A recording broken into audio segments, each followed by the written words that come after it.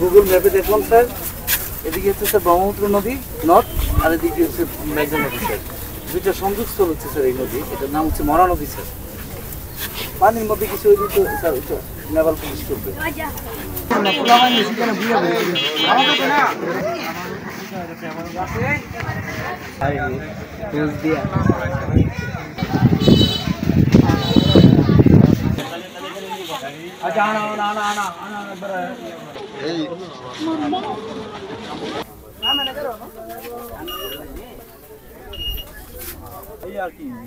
মাথা আসেনি না, মাথা নাই।